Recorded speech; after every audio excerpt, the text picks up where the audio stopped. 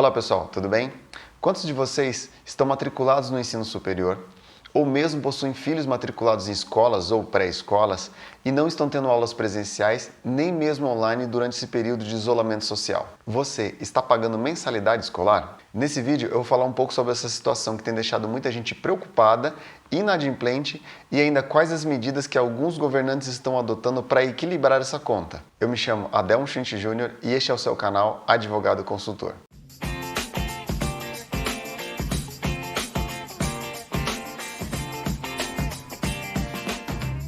A principal medida de enfrentamento à pandemia do coronavírus é o isolamento social, com fechamento de comércios, igrejas, creches, escolas e universidades. O Ministério da Educação, através da Portaria 343, autorizou em caráter excepcional a substituição das aulas presenciais por aulas em meios digitais enquanto durar a situação de pandemia. Ainda, a portaria estabeleceu que é responsabilidade das instituições de ensino a definição de quais as disciplinas poderão ser substituídas, a disponibilização de meios necessários para que os alunos possam fazer o acompanhamento remoto das aulas e também a realização de avaliações durante o período de isolamento. Nesse sentido, o que tem se questionado é se essas instituições de ensino que não disponibilizaram aulas online e estão de portas fechadas podem cobrar mensalidade dos seus alunos? E mais, um outro questionamento bastante relevante é: esta modificação de modalidade contratual de ensino, de presencial para virtual, deve vir necessariamente com algum tipo de redução de custos? Essas questões têm sido objeto de alguns projetos de lei em vários estados brasileiros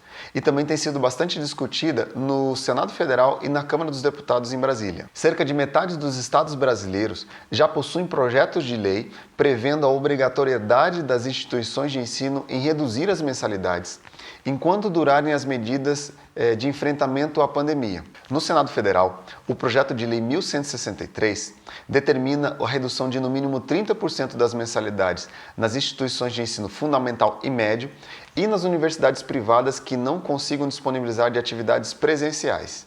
Já na Câmara dos Deputados, há dois projetos de lei nesse sentido. Um deles determina uma redução de no mínimo 30% das mensalidades nas instituições de ensino fundamental e médio.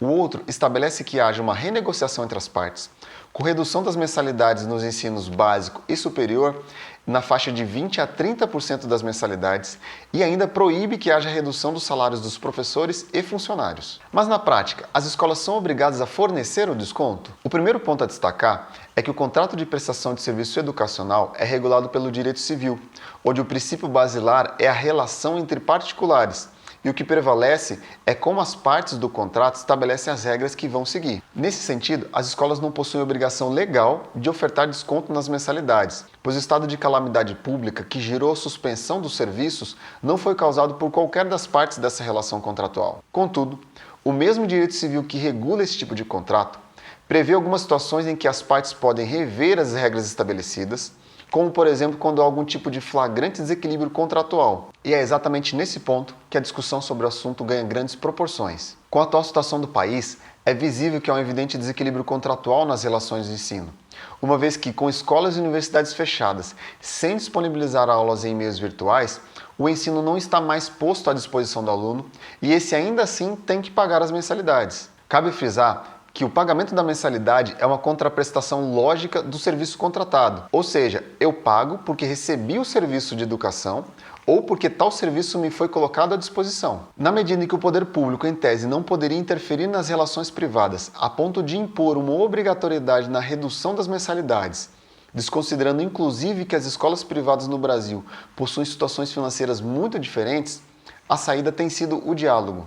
Muitos órgãos de defesa do consumidor do país têm orientado escolas e alunos a abrirem espaço à renegociação dos contratos, seja para desconto nas mensalidades ou mesmo para prorrogação no prazo dos pagamentos, inclusive nos casos em que as aulas estão sendo transmitidas de forma online. Isso porque as escolas possuem alguns custos fixos e variáveis que durante esse período de quarentena deixaram de ser motivos de repasse aos alunos. Como, por exemplo, podemos citar consumos de energia elétrica, água, produtos de limpeza, alimentação, atividades extracurriculares, passeios, serviços de transporte escolar oferecidos pela própria instituição de ensino, entre outros. O mínimo que as escolas têm que fazer é refletir essa diminuição de custos na mensalidade dos alunos. Não podemos ignorar que é um direito do consumidor exigir a renegociação dos contratos pelo evidente desequilíbrio contratual imposto durante esse período de pandemia, e um dever das escolas em atender os consumidores, sob pena de legitimar os consumidores